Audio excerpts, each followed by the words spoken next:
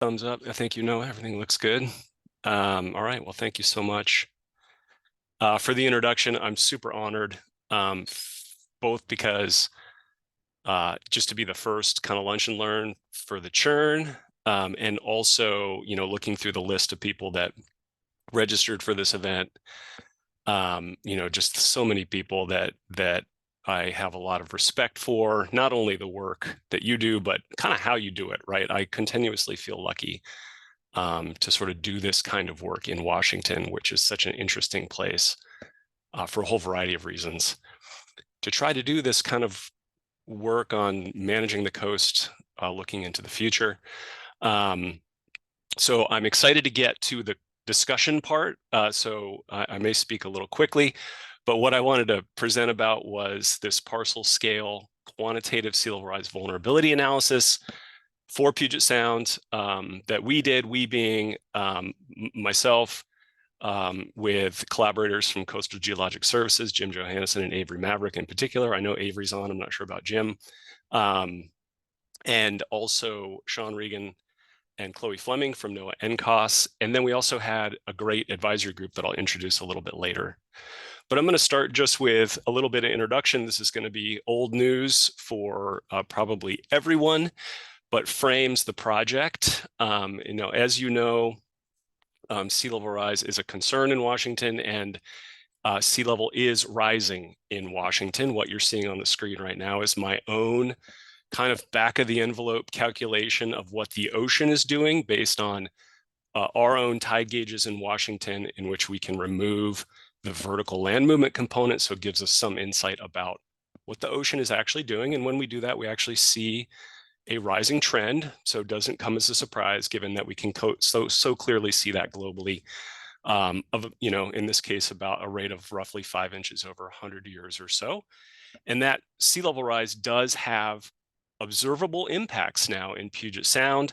The picture, and across the state as well, but the picture I'm showing you here is Gig Harbor. This is from December 27th, 2022, that sort of notable coastal flooding event from last year that was notable both for its geographic scope and the magnitude of sort of the elevation that water reached during that time period. And some of the sort of, again, back of the envelope kind of calculations that I've done suggest that the sea level rise that we've observed in Puget Sound did make this event that we had in last December something like 8 times more likely than it would have been otherwise, right? So sea level rise is actually having meaningful impacts in Puget Sound. That is also illustrated just leveraging data again from tide gauges. This is from the Seattle tide gauge, which is our longest running tide gauge in Puget Sound. And what I've done here is I've taken the record and just counted the number of hours in every year in which the tide gauge records a water level that exceeds this minor high tide flooding threshold, which is a threshold that's set by the National Weather Service with input from the community about when they start to see sort of minor kind of flooding impacts. And hopefully what you can see here is there's this upward trend in the number of hours on average per year that threshold is exceeded, again, in line with the sea level rise trend that we observe. And of course, projections suggest that this isn't a blip in time, that we do expect that sea level will continue to rise and most likely accelerate into the future. But these are the projections that we published in 2018. And the upward trends are the sort of upward curves are the thing to focus on there in terms of suggesting this likelihood of an acceleration in rates. But that background brings us to sort of what I'm kind of currently viewing at this point as the key work, which is, all right, if we know we have this kind of changing dynamic associated with sea level, what does it mean for coastal communities in Washington? What's at risk? What is vulnerable? And then hopefully those kinds of discussions lead into the important thing, which is what can we do about it? What are our sort of adaptation options moving forward?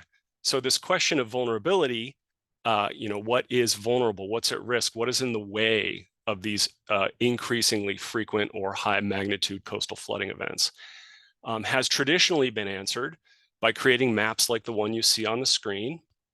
And this is for the Dungeness River Delta. This is a map that I was part of a team that created to support a planning process for the North Olympic Peninsula in 2015.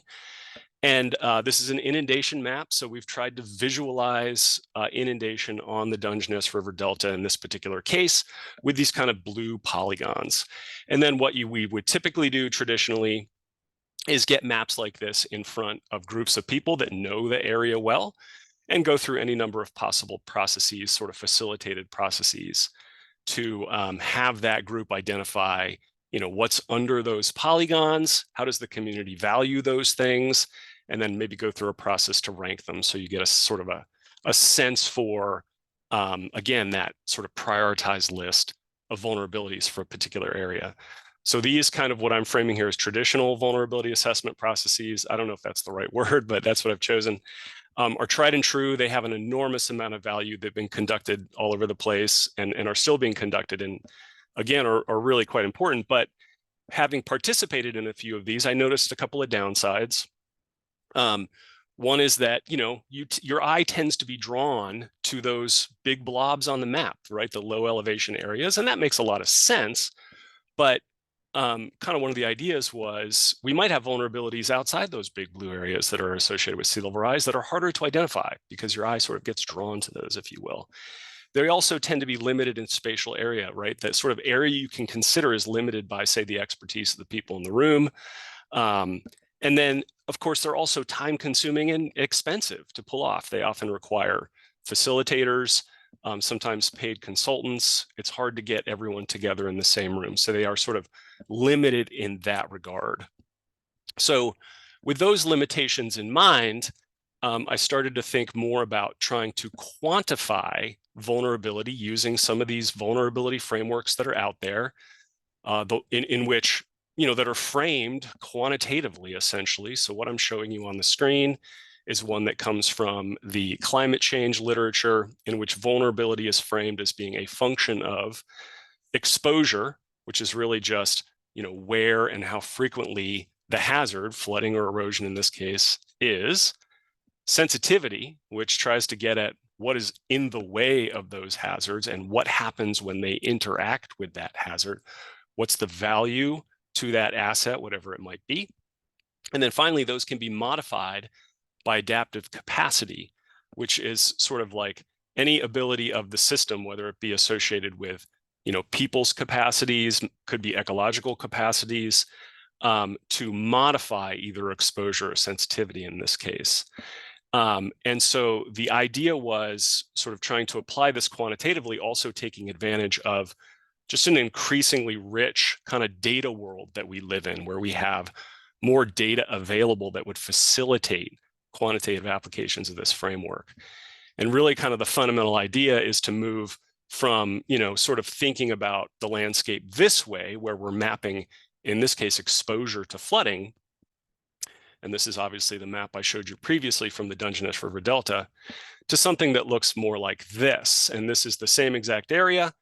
But in this case, this is a parcel scale map. This was created as part of a project that I did in partnership with the Jamestown S'Klallam tribe that was published in 2017. This is kind of the pilot for this Puget Sound wide project that we're talking about.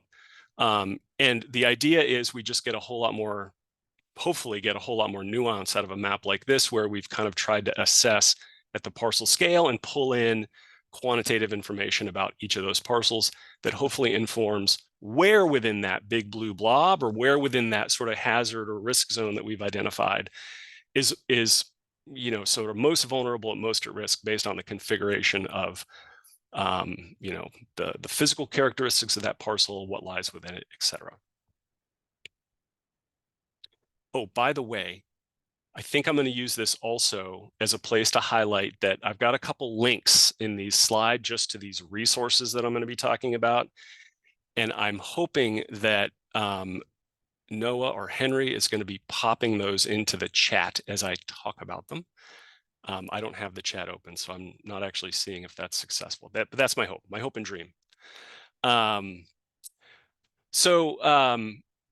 Anyway, with that sort of experience from the Dungeness in mind, in sort of approaching 2018, we proposed a project to as part of the near-term action process that was part of Puget Sound restoration endeavor. And it was selected for funding. And basically what we proposed to do was to create a quantitative vulnerability framework for sea level rise for every parcel in Puget Sound. So it was selected for funding. We selected the parcel as the fundamental unit of analysis. The idea being there that kind of one of the primary audiences that we were envisioning for this was restoration practitioners who typically think about their projects at the scale of parcels, because that is kind of the ownership scale. Our performance period was started in 2020. We finished last year. We had this great advisory group as well that were critical to how the project was conducted. A name of or a list of superstars there on the bottom of the screen. And because that project is already completed, there are indeed sort of a bunch of various resources that are out and available for you to check out. So we have sort of a project page, including things like technical report, user guide, the geodatabase available for download, hosted at the Coastal Hazards Resilience Network website. And then we also, hopefully, there we go, sorry. We also published a paper. It's open access publication, so that is available online freely. And in fact, I'm going to sort of encourage you to open that later. And then also that team from NOAA NCOS published their part of the project, which was this social vulnerability index that I'll talk about a little bit later, that is also currently available online for your reading pleasure. So with that in mind, what I'm going to try to do is sort of go back and review how we approach this project and sort of very briefly our methodology. The sort of devil is in the details for projects like this. And so I think it's important to try to understand kind of what we did. I'm going to briefly touch on results as we go along. Again, noting that what I'm going to show today is kind of like scratching the surface of results. It's a fairly rich data set, but hopefully give you a sense for at least the big picture patterns that we think we see. So sort of by way of methods, this project was really enabled, at least in my view, by two fundamental kind of data sets.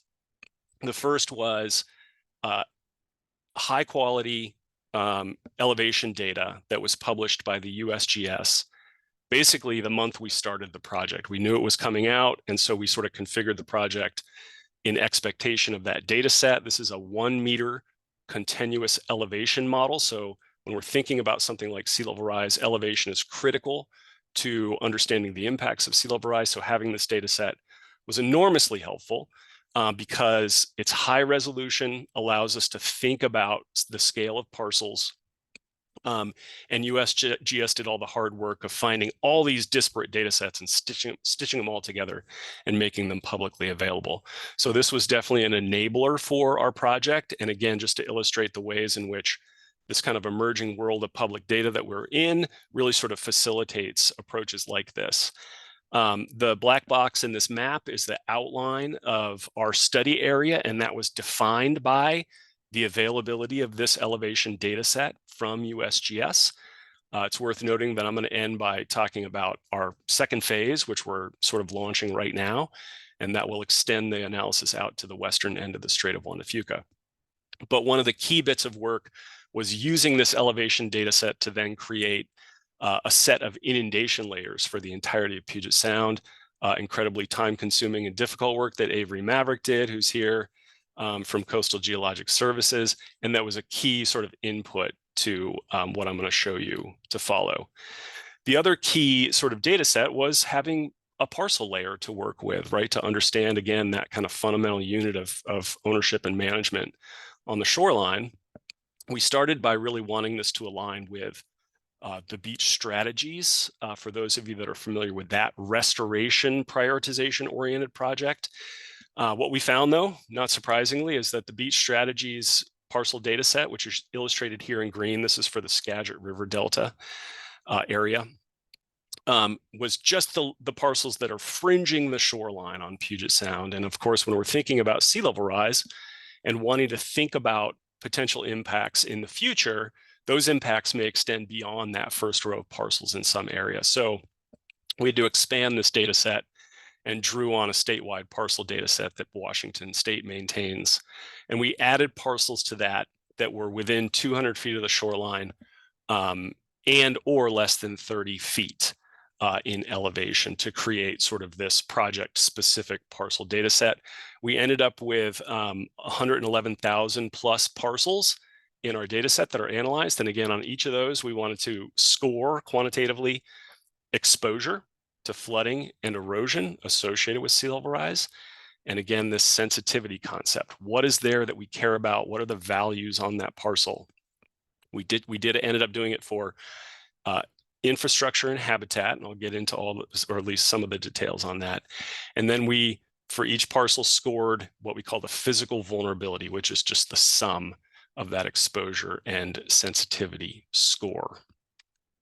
So to try to sort of walk you through the methodology, I'm going to use this sort of data model, picture, framework, whatever. You can see that vulnerability equals exposure plus sensitivity on the top. And then there's a bunch of stuff I'm going to walk through on the bottom. So this will be sort of the unifying feature of the next couple slides. It's worth noting at this point that adaptive capacity is absent from our model, right? It's a key part of that vulnerability equation that I showed you earlier, but it's not represented here. And that's simply because we very quickly determined that at this scale, representing something like adaptive capacity, which is this concept that is complicated and has to do a lot with individuals and their behaviors, as well as elements of community, elements of culture. It's just really complicated. And so we didn't include it. However, I will show you how we attempted to get at elements of that through this social vulnerability index. It's also worth noting that I've once more got this link to the paper that we published, which is open access. And I'm going to draw, there is a representation of this framework in there. And then the results maps that I'm going to show you are drawn straight from that paper. And so just noting that seeing things online is often very unsatisfying. And so if you wanted to open that up and have those figures in front of you to give you the ability to kind of look and zoom at things as you wish, that's the link to follow. And hopefully that'll get dropped into the chat if you missed it earlier. Okay. So again, going to work through these kind of one by one. So the first thing we wanted to do was assess coastal flooding exposure. And we did that using these 5 inundation layers that Avery created with that elevation data set. And those 5 inundation layers were one was associated with current sea level, and then a selected extreme water level scenario. We chose the 20-year return frequency water level derived from tide gauges as our sort of extreme event scenario, coupled that to current sea level, and then 2 sea level scenarios for 2050 and 2 for 2100. So we had a set of 5. And then we basically layered those over the parcel database and evaluated how much of the parcel from a percentage standpoint was inundated under each of those 5 and just added that up. So each parcel ended up with a score of 0 to 500 in this particular case. One of the things, I've mentioned this a few times, but we were really interested in also including erosion in this assessment, simply because when we do this in the traditional format and kind of make these inundation maps, they really tend to highlight places that are low-lying. But one of the hypotheses that we're working with is that there are a variety of places in Puget Sound that are high elevation that may be exposed to a hazard from sea level rise through erosion, right? Blufftop homes come to mind as an obvious example. The photograph down here on the lower left of the slide illustrates one of those. However, we don't have a good predictive erosion model for Puget Sound. In most cases, we don't even have historical erosion data. And so to do this, we approached this a little differently. We leveraged an approach that was used in the Beach Strategies project to sort of derive this coastal erosion potential. And this just combines shore type mapping that we have in Puget Sound with wave model information to sort of come up with an assessment of how likely is erosion at a particular place and derived a score from that. Both of these were considered equally, flooding 0 to 5, erosion potential 0 to 5. And then we ended up with an exposure index that was the sum of the two. So again, weighting each of them equally. So the results maps are all going to look like this. Again, this is kind of just an unsatisfying way to sort of look at the results, but the uniformity will hopefully help you sort of get a couple of things quickly. So one, hopefully you can make out the outline of the land here. The Bellingham, Seattle, and Olympia are the black circles, so they were just marking towns. And then the scale here is just a relative partitioning of the scores. And this is an equal interval. So it's just whatever the score range in, it's divided into 5 bins and, and then illustrated in these different colors. So, erosion potential is shown at left here. And, hopefully you kind of see if you can make out sort of where is essentially the hotter colors. It makes sense in regards to places that tend to be wave exposed, places that tend to be, a lot of these kind of bluff back beach kind of places are sort of pop out there. Coastal flooding is in the middle. And again, this obviously the low elevation river deltas really pop out here, which makes some sense from an elevation standpoint. And then the sum of the two illustrates how, combining those two things together maybe gives us a different perspective on this kind of idea of exposure to these hazards across Puget Sound. So moving on now to sensitivity, which again is intended to get at the sort of values on the parcel, the assets that are there. So this kind of is an opportunity to talk about one of our key kind of, I guess, limitations in the project, which was just that we only wanted to use data that was publicly available and that also was regional in scope. So we didn't have the capacity to go and assemble data sets that were maybe available through counties. It had to be available for the whole study area. And so we really relied on a key data set was the Microsoft Building Footprint data set, which is just a layer of building footprints, as it sort of sounds like. We had a roads layer from the Open Map project, critical infrastructure information from FEMA, but a fairly limited set of data available that met those two criteria.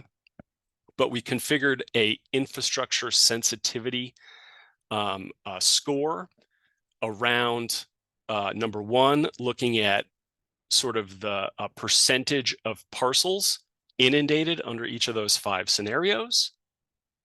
And then we had, and then we added a sort of a bonus, a small modifier for flooding on roads adjacent to those parcels, as well as if those parcels were mapped as agricultural lands, data available through Washington State. The idea being there just to acknowledge the important value of agricultural lands on shorelines in a lot of parts of Puget Sound. And then another really unique thing about this analysis that I was really sort of proud of and happy we could do was incorporating this habitat sensitivity component. Most of these kind of traditionally focus on infrastructure, projects like this, assessments like this. And the idea of incorporating habitat was to acknowledge, one, that coastal habitats are valued in Puget Sound, and number two, that we were funded with restoration money, and one of our key audiences was restoration practitioners. And so the idea of including habitat sensitivity was important. We did this by using what's called the marsh migration layer published by NOAA. And that's basically just sort of a fairly simple model that looks at how vegetation is likely to distribute on the landscape based on elevation relative to the water. So we were able to incorporate that specifically to assess whether existing habitat as mapped by CCAP data, which is land class and cover data available through NOAA, shrinks as sea level rise because it runs into either a topographic barrier or something like armoring on the landscape. So high sensitivity is where we find through this process that the area of coastal sort of habitat shrinks on that parcel.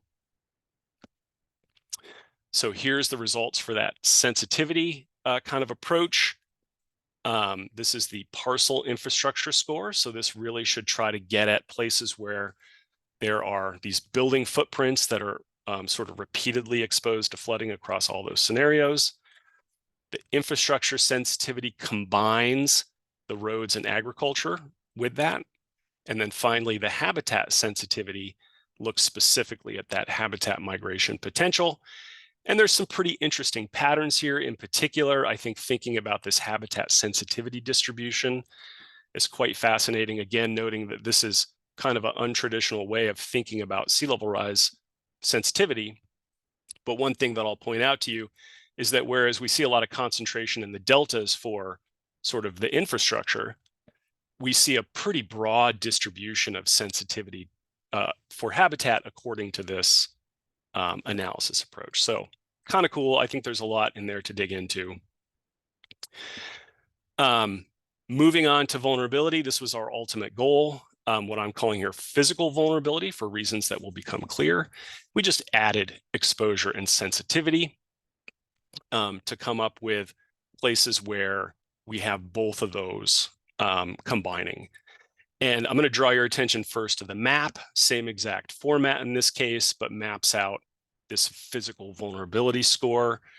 And over here on the left is a pie chart of the distribution of our scores. We ended up with a vulnerability score for every parcel that could range between 0 and 20. And this pie chart breaks those into sort of what proportion of the total of 110,000 parcels broke down into each of these score categories.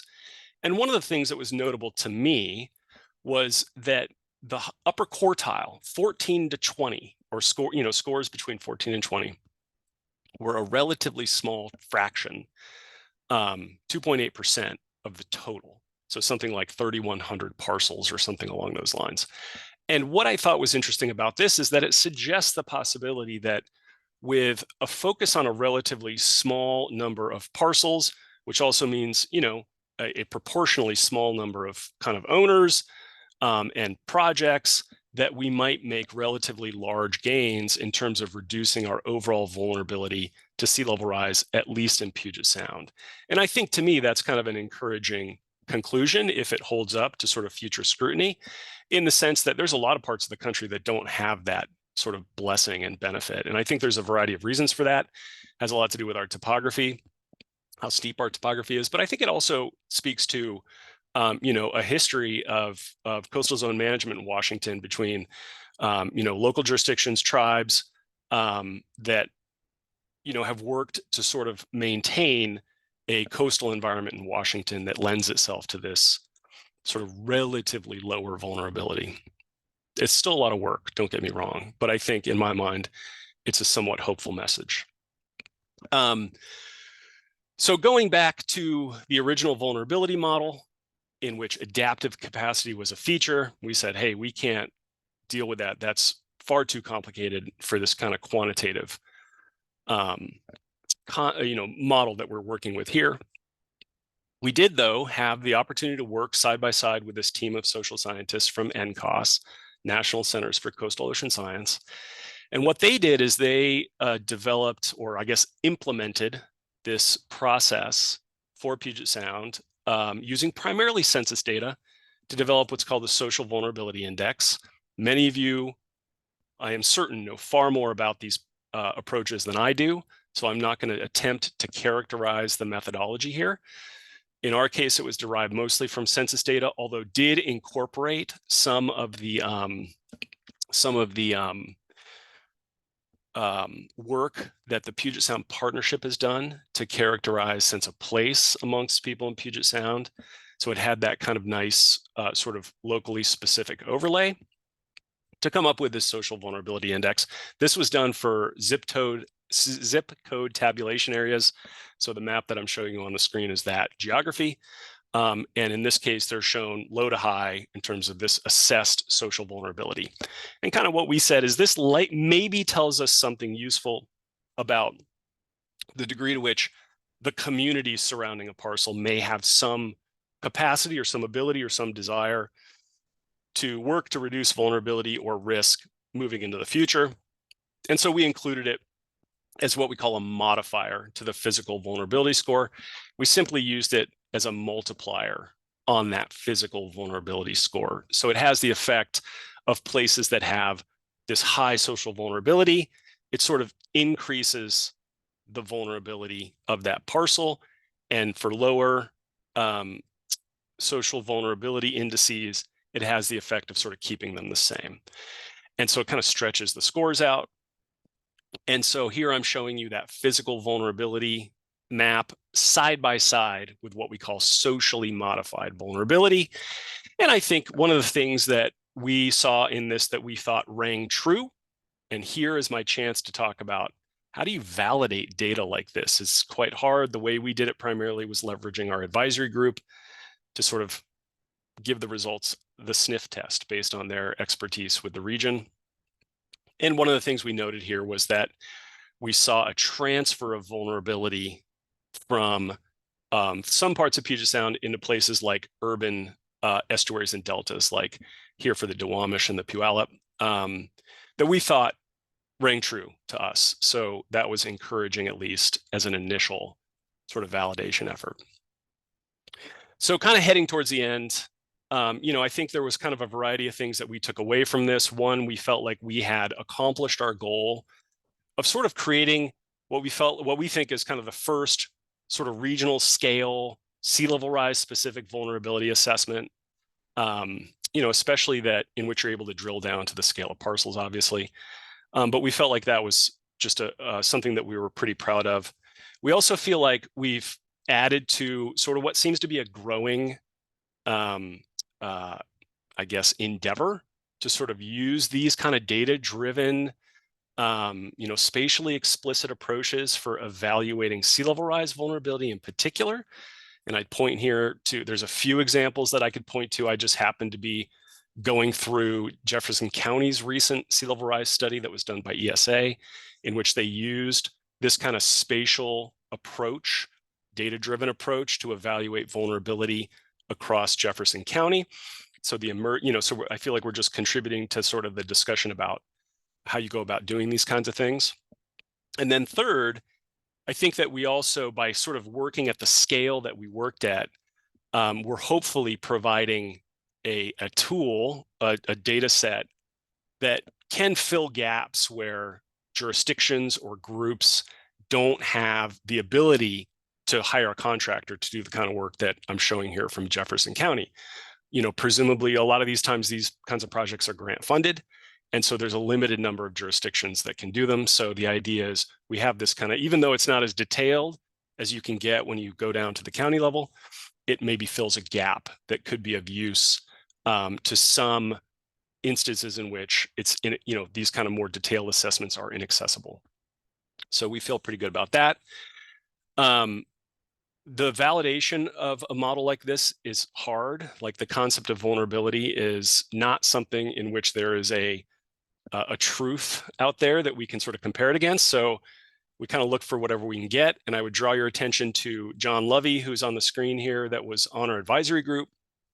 And John lives in Island County and did us the service of, after the December 27th storm last year, wrote up a post to his blog, the link of which is shown at the bottom here, in which he sort of noted that, hey, this exposure map that we had as a result of this project aligned almost perfectly with those places that were most heavily impacted by that December 27th flood. So at least from the exposure standpoint, it was nice to see that sort of a little bit more local comparison to us serves to a degree as validation. So noting though the sort of positives, I'm hoping that many of you had a catalog of sort of like, kind of downsides or limitations, right? Whenever you do something like this, there's just a bunch of assumptions embedded, a bunch of sort of thorny decisions that have to be made. And we have a whole list of limitations. The erosion potential that I highlighted really kind of is limited, especially in instances like the photo that I am showing you here, which is a bluff top neighborhood somewhere in the Salish Sea. And, You can hopefully make out houses here sitting on this eroding bluff. And because of the way our coastal erosion potential is configured, all of these bluff top parcels would have the same vulnerability score. They all have homes on them, they're all eroding.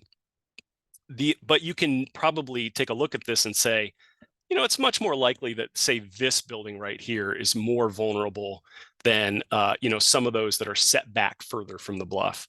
So that's a limitation of the approach that we used, again, just based on the limitations of the data we had available. The elevation data that we used, I sort of celebrated at the beginning, but they're limited. They're not perfect, especially when it comes to capturing levees and dikes. And a lot of our large deltas are sort of have defensive services provided by levees and dikes that are not perfectly represented in our data set. So that leads to vulnerability being assessed in places where it probably doesn't exist, at least to the degree that we have assessed it.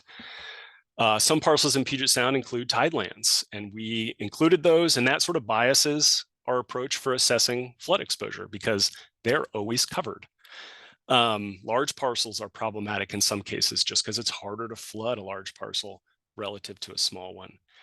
And then, the obvious one is that we have made the data set available as a geodatabase for download from this phase 1, noting that that is just not the best way to communicate, right? If you're going to sort of use this data set, you have to be a fairly savvy GIS user. And so that is a limitation of the current configuration.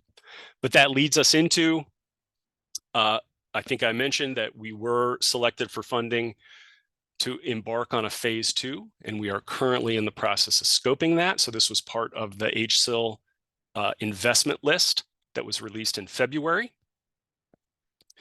And in phase 2, we will do 4 things, we hope. We will expand the spatial reach using new elevation data provided by USGS.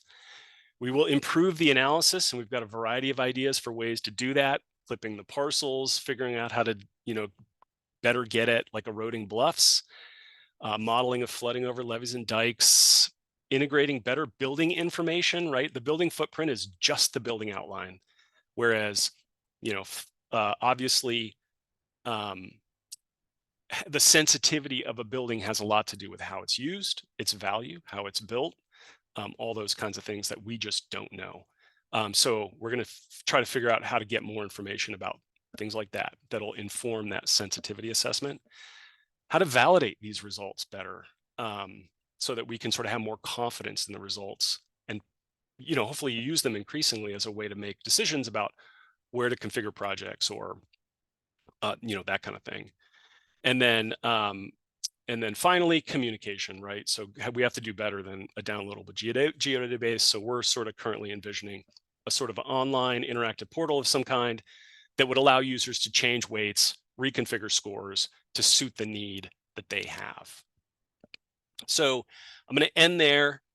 I'm really hoping that we have time for discussion questions. My email's there, as well as I think all the links that have been shared in the chat. So hopefully you have those, but if not, there they are again. And thank you for the opportunity again.